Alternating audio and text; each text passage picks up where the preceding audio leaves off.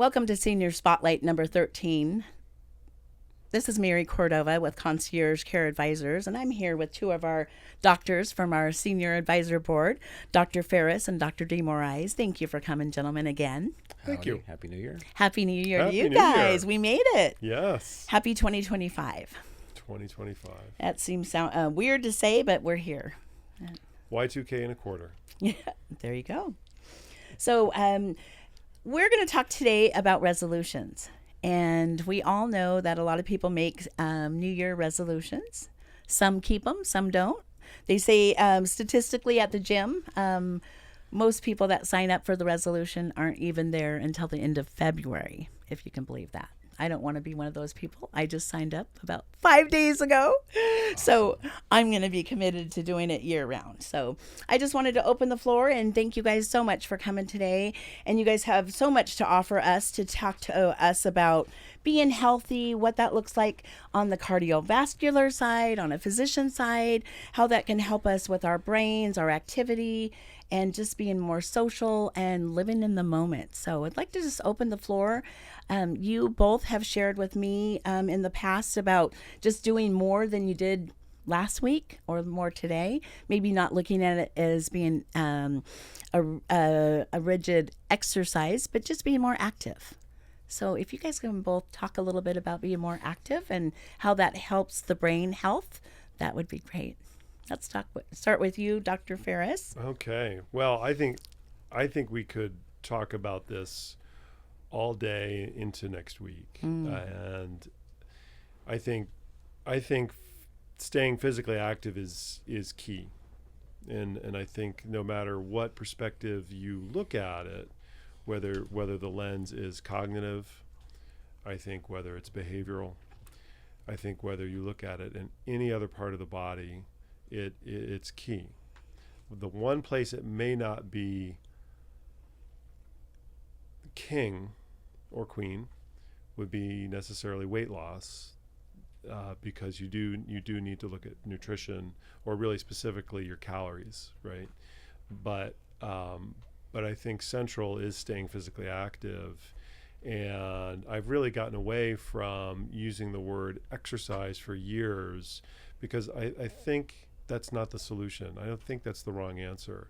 I think that in kind of the big picture, we as a Homo sapien being, a mammal, we've survived inclusive of being, by necessity, physically active. But that's changed in really post-industrial civilization, and we don't have that. And so the challenge is that we're really swimming against the tide, or swimming against the current, so it's hard to do. So the gym is great, but there's really not enough gyms for everybody, right? So how do you integrate it into everyday life? So some of the things I've played with clinically over the years is talking to patients about game theory, or just an approach that every little thing you can do to stay physically active is going to matter. And then we can talk about the health impact later. And there's been studies that have measured even a few minutes, it makes a measurable difference. Now that's a great thing, but it's also a tough thing to swallow, because it kind of shows how far we may have slid back the progress curve that exists out there. But by eliminating whatever mental stereotype of what is exercise into, no, just stay physically active. Right. And there's probably an even better word, I think, is more meaningful and impactful, even down to what Concierge Care Advisors is going to do when inevitably we all get older.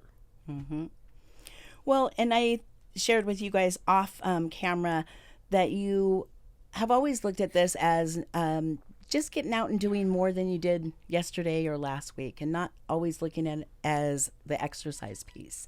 And I love that. I took that to heart. And I think for a lot of elderly people, they get defeated by thinking they're going to have to diet or they're going to exercise, and they get overwhelmed, where maybe just making some healthier choices and getting out and walking around the block or walking to the mailbox is better than they did last week. That's right. And now you don't even have to check your mail, because you can check it via your laptop or tablet. And I think that's that's really the central problem is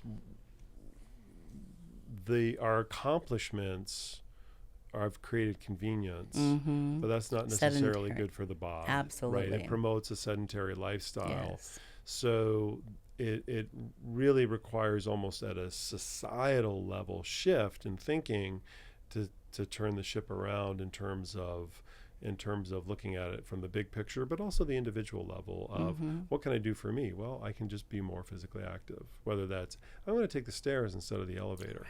Right. Yeah, making I'm those just going better to park decisions. the car, then drive around looking for the closest spot. Exactly. Get that exercises every I mean, chance you can get. to each one's own in terms of what that is. And I think that's a big part of the paradigm we're dealing with. Wonderful. Thank you so much, Dr. D. Moraes. What do you have to add? I think, well, Brian nailed a lot of it, and we were talking earlier because I have a concierge-based practice, and it's interesting because we were talking about, how my medical practice differs than when I practice traditionally, and it's interesting because many times as physicians we're putting out fires because when people come to us they already have something happening. Right.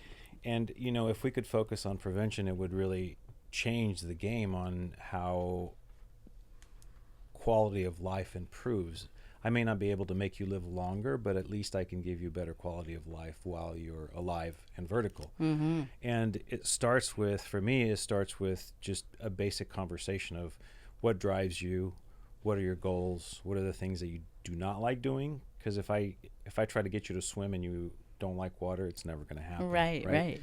But if I can entice you to change a little bit of your activity, like you were mentioning, park farther, take the stairs if you can. You may not be able to. If you look at the basic concept of walking in itself is an amazing exercise if that's all you start with. So I have people shoot for either a 20 or 30-minute goal. And walking the same block, it's boring. So I tell them walk 15 minutes one way and then walk 15 minutes back. And if you think you can't make it 30 minutes, then walk 10 and 10. And if you can go an extra 5 and 5, then you're not away from your home and your safety board. Wonderful. But when we were talking earlier, I think concierge medicine should be called targeted medicine because I'm targeting a better health pathway and a better lifestyle to each individual that comes to see me. Right. Because each person is completely different. Absolutely. And I'm working with individual experiences, individual ideas, individual capabilities and abilities, individual health issues, and if you can't mold a self-driven exercise program that you can support, typically you're set to failure as a physician, right? So having them engaged and involved makes a big difference. If we could all have a personal trainer, we would all exercise because first of all we have to be there. Absolutely. You have that commitment. You have that money going out. Yeah. But then they can alter accountability, the exercise program around you to be successful. But I think though that the basic principles that you touched on,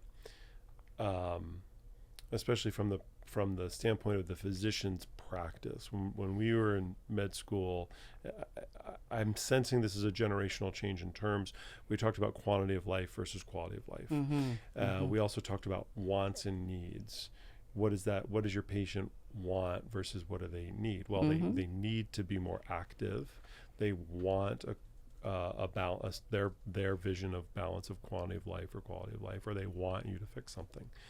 And now I hear less of that versus we talk about targeted medicine or individualized medicine. Well, ultimately, it's really the same thing, is how do we get a sense of what that information is when everybody's pressured for time, whether it's the current health system 2.0 in terms of all the things that they're under pressure for, in all due respect, to those who can have more time or those who don't. How do we get to them to have more time?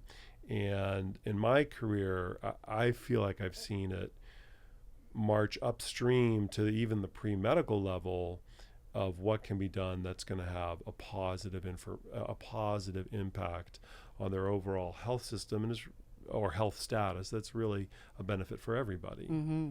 Absolutely. The other thing too is, as a family practice physician, I can treat your ailments and I can give you guidance to improve your health, but only you really can make you better. Right. Is the reality. Got to get that of buy-in. life. Yeah. Yeah.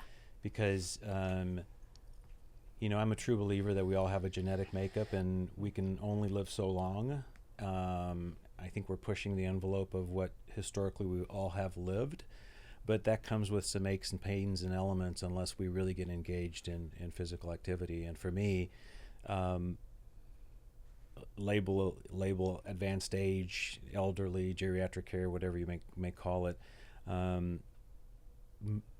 majority of the people that I care for that do well and are still vertical to this day, and they exercise on a regular basis. Mm-hmm. So I believe that's a big game changer. Keep a component, absolutely. And we can back that up with data. I mean, we have several natural life studies, and I first think of and have quoted regularly the Nurses' Health Study, which was thousands of nurses followed for a long period of time, and it was very clear, but profound, that even modest changes of what the nurses ate, but also what that physical activity was, modestly had tremendous payoffs by the time, and we're talking about when it was done by 50 years of age, and then fast forward 2 decades later, the difference was clear. Profound. Couldn't have been more clear. Yeah. Interesting. And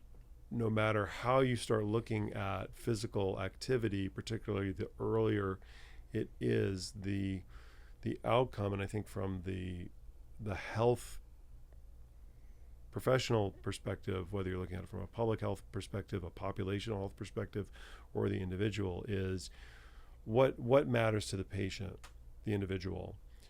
How am I going to do? Not so much with that illness or that illness. No, what's the big picture? So we call that all-cause mortality. The one thing that matters the most is staying physically active.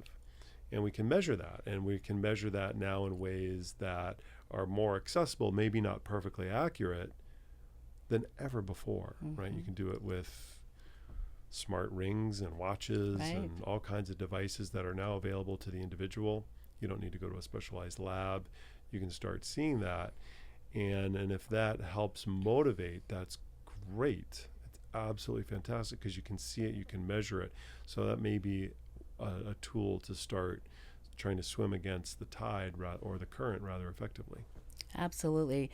And we do know that once someone loses their mobility to be able to walk, it's really hard for them to stay home long term, right? So whether it's a fall or someone's not able to get up and move themselves, their wife obviously now is susceptible to moving them, and that's really difficult. So getting people up and moving is absolutely key and paramount for staying independent at home. Well, I would submit, and I think Alex can comment on this, that even when somebody has reached that threshold, that even the same interventions can still help stabilize the course that they're on. Right. And whether they can no longer be in their own home or not, if you can make the next step of their life better, safer, I think it's a win-win from everybody because it could impart quality on the individual.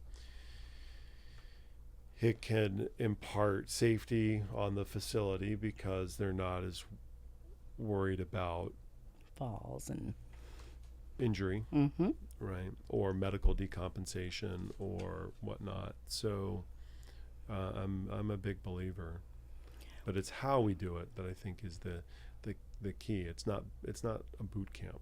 right, should never and be it's that. different for everyone, obviously.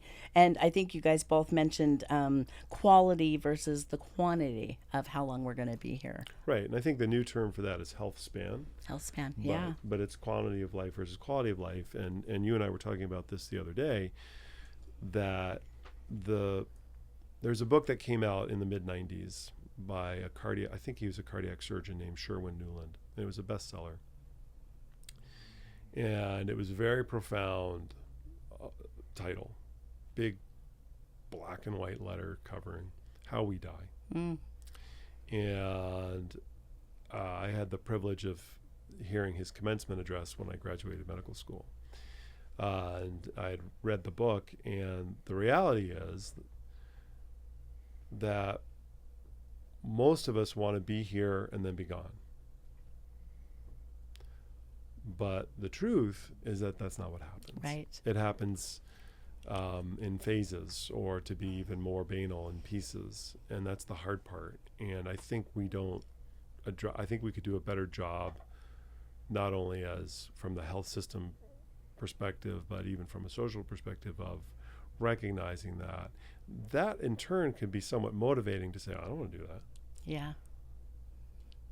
I want to hold it together as long as I can. Well, how are you going to do that? Oh, well, you're going to stay physically active, right?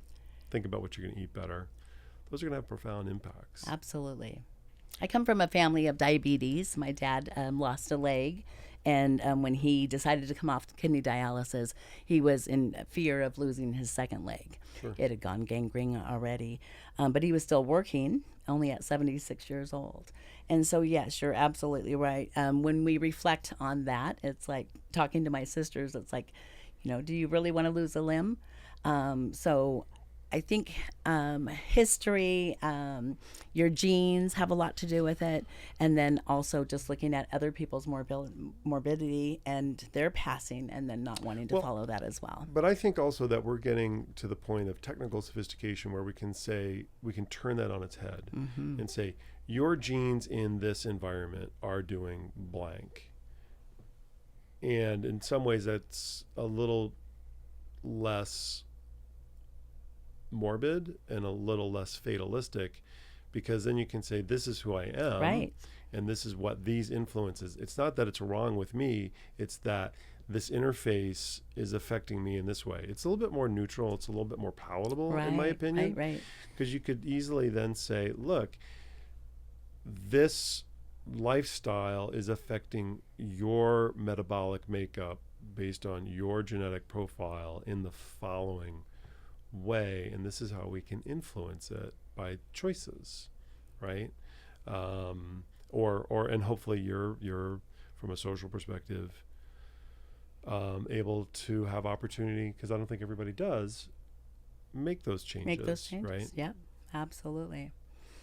Education's a big key to this too, because we don't, when you're 20, you don't think about 70 or 80, right? And when you're 30, you're like, okay, I'm 30 now, and then the next thing you know, you're like, I'm 60, right? And I've taken care of patients through the spectrum of life, from birth to 107 years old is my oldest patient, and I've seen what it's like to be in great nursing homes, and I've seen what it's been like to be in not so great nursing homes where you don't have the capability to guide your health care because your health has personally declined. And I try to sell to a lot of people, your lifespan is like your retirement account. If you invest in it early, you're going to have a much better retirement, because we work and then all of a sudden we're disabled and we can't enjoy what we've worked invested all those years for. Right. Absolutely. So it takes very little investment when you're early, just like in the true financial investment, right? If you can invest $500 a year, $300 a year, $200 a year, that grows over 40, 50, 60 years, and exercise is the same process. Same way. You don't have to do a lot. Right. Muscle mass is big. A good way that I use, the pathway that I use to convince people who are at a fall risk, is I ask them, are you open to doing balanced physical therapy for a month? We'll do an assessment on you, and then when you come back, let's talk to see if it was worth it. And if it wasn't worth it, I won't bother you anymore. Perfect. And it's amazing how many people say, you know what, I've noticed that I can get up out of a chair easier. It was so worth it. Yeah. I'm less of a fall risk. Mm-hmm. And then another big one, just to intervene here, Parkinson's. I've begun to see more Parkinson's than I've ever seen in my entire career, and especially where I live in Napa. It's a small community, but it's present, and I've talked to my colleagues, and my question is, have you ever seen this much Parkinson's before? And the answer's been no, and we don't know why. It might just be that we're measuring it differently. But people who will come to me and I tell them, have you tried boxing? And they'll be like, I can barely walk. Why should I go try boxing? That balance. And it's amazing how the boxing just changes their whole dynamics. It changes their Absolutely. mental state on Yeah. what they can do. It decreases their fall risks. They're now engaged socially because they're Yeah. in an environment with other People. like-minded Yeah, people who love support it. them, and they flourish. Yeah. They do better. Unfortunately, their disease state will continue, Right. but instead of having that constant decline, they now plateau and have a better quality of life until such time as their health changes. And that's a win-win for everybody if you can do that. Absolutely. I wonder if the Parkinson's is was it being misdiagnosed prior to this, or being seen as something else? I think, well, a couple of things. We're much more data driven today. Oh, sure. We share information more readily. So statistically, Before in Napa, I didn't know what was happening in Sacramento or Sonoma. You didn't really connect with your colleagues outside of your office unless you were involved in the hospital kind environment. of siloed. So the information gathering is different. Great. So we're more exposed to it. Yeah. And Hopefully people, we can do there's not something that with that. fear of coming out and saying, I'm having a movement disorder. Right. What do I need to do to, number one, determine what it is? Yep. And number two, intervene so I can make the best of my life and continue to function as I'm functioning. Just like health, if you find out early how it benefits you, we can all make changes. I think we're also seeing the inflection, right? The rapid growth part of the aging population, just based on the different cross sections of age in the population. We're seeing a lot of older people. We are now. We've all been through a lot of disruption socially with the human malware virus and how disruptive that's been for people. So I think there's been a lot of changes, but I think it's been predicted that it would be coming, but realizing it and realizing how it's going to impact us is really eye-opening. Yeah, for the car analogy, if you run your car longer, you're going to have more things that break on. Right, exactly. And I think we are living longer, and we're seeing some illnesses that historically, my lifespan's longer than it would have been 20 years ago. So we would have never, would have never seen what I'm going to experience when I'm 70, 80, 90. Right. But now we as physicians and caretakers are noticing that because people are living a little bit past their genetic makeup because of modern medicine, physical activity and exercise, better eating habits in some individuals. But we're also seeing the disease state in people who take higher risk activities, maybe don't care for themselves, maybe don't seek medical care when necessary. So we're seeing that difference between those who do and don't, and vice versa. Right. And I think we could also see the potential for sliding backwards down that improvement curve over the last 70, 80 years. I mean, the progress of not struggling to survive, living in a civilization of abundance and convenience, whether it's technological, whether it's medical, whether it's agricultural, whether it's just societal in terms of just transportation.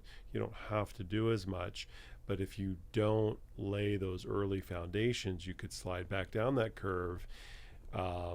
And looking through our agenda today, one of the things we talked about when it came to that E word, that exercise word, the reason I don't like it as much is really since the Jim Fixx book, in my opinion, since in the 70s, is there was so much cardiac disease. We didn't have the tools to deal with it. There were a lot of smokers. It was and still remains, the number one cause of our mortality. But it became everything about the heart, and that was an important endeavor to go through. But we need to move beyond that. That it's not just about getting on the treadmill and revving up the heart. It's there's metabolic, physical, cognitive, cardiac to maintaining your muscle mass. But now that you have more metrics of these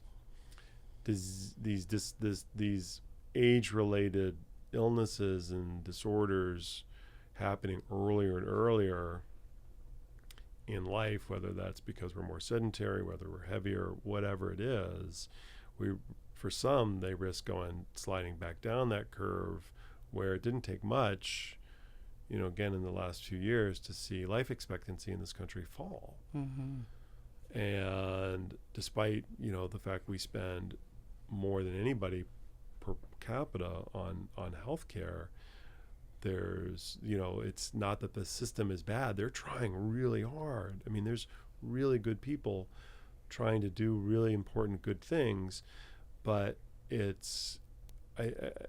only leads me to the conclusion that foundationally we could do a lot better of what we're doing to ourselves to get there. Absolutely. That could make a huge difference. And then looking at those people like your 107-year-old or my 97-year-old or whatever, those who thrive seem to be consistently in that cohort that are, whether it's physically engaged, mentally engaged, or both, are the ones that are Live the longer shining and examples. Absolutely. Right.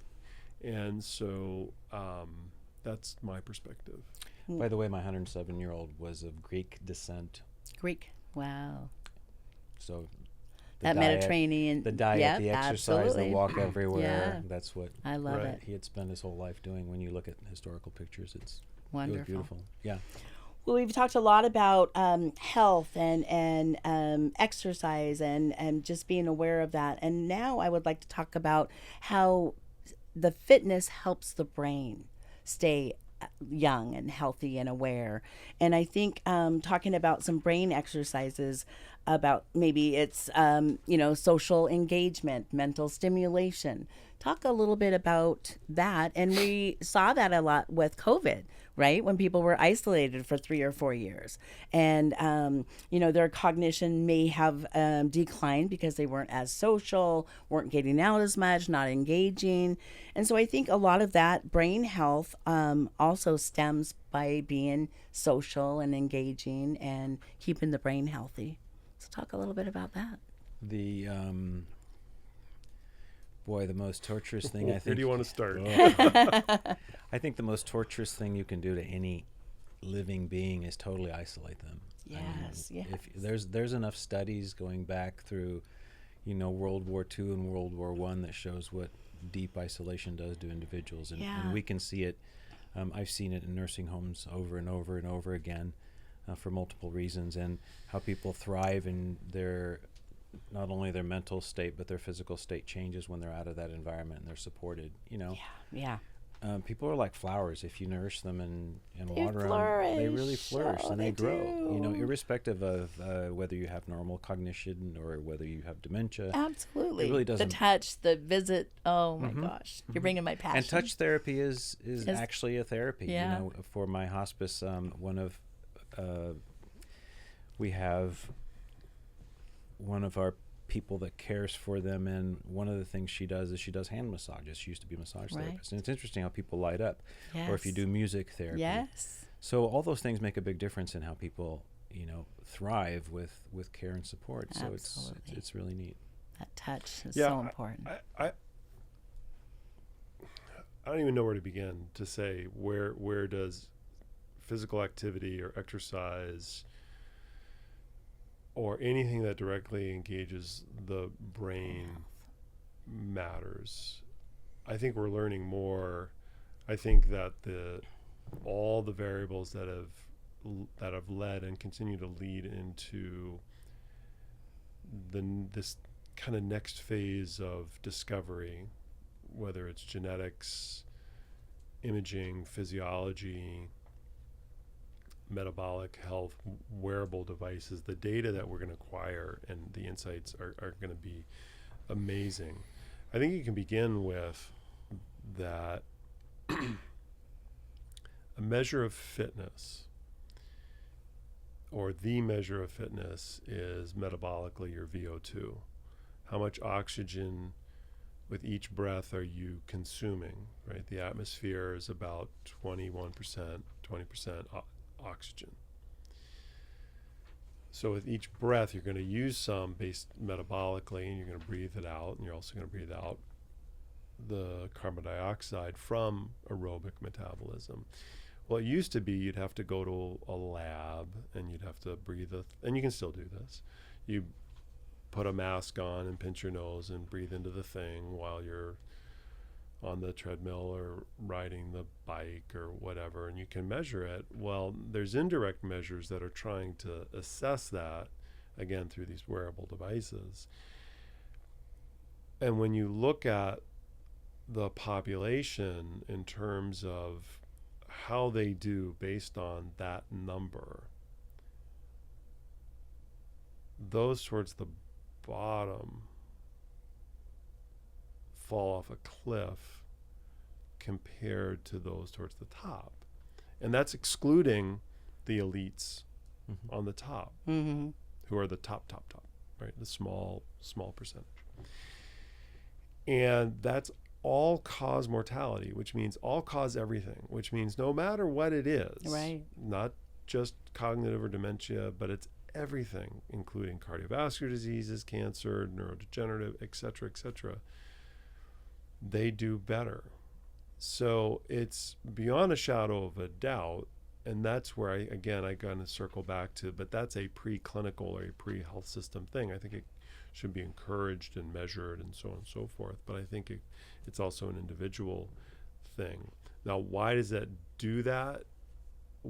I think we could get an entire university in each department to weigh in on that, and they're going to have some really interesting things to say. Sure. I think from a mental engagement standpoint, you can look at a lot of preclinical things of what excites people, right? Of getting outside. Anything that excites the senses is exciting the brain. It's lighting up different parts of the brain. That's not a bad thing. Yes. When you look at how much blood flow does the brain take compared to the rest of the body, how much metabolic consumption does the brain take? It takes a lot compared to everything else. So I've always used some of us with bigger brains take even more, right? And I'm not talking about me. Well, I think that it's kind of funny you say that, because I've kind of used the analogy of the body and the brain. It's kind of like your engine, right? And if you're born, you may be, whether you want to start with, you're born with the big V12 or the big V8, but you don't want to wither and start losing cylinders, and now you're... Oh, yeah. We all have different mental capabilities. You want to keep them as sharp it doesn't matter what you have. You want to be firing on all cylinders. Absolutely. Yeah, and everybody's got a purpose. I mean, not to be stereotypical, but there's a thread of truth in there in terms of, but how do you do that? I think there's a zillion ways to do it, whether you're playing cards with friends, right? Whether you're engaging in whatever it is. If you're engaged, it's going to work. It's not that free weights are better than the Nautilus machine. It's that either are better than nothing. Absolutely. And we even talked about this earlier. And they've looked at individuals doing brain games. Yes. And they'll do one brain game. Well, they'll get better at that brain game, but the total function of the brain really doesn't improve. So they might be really great at doing that, but you put them back in the regular environment and they still function the same. So just because you do one thing, introducing a game, while that's helpful, right, it doesn't change the overall dynamics of somebody's health. You have to engage in different forms of activities. Sure, that makes sense.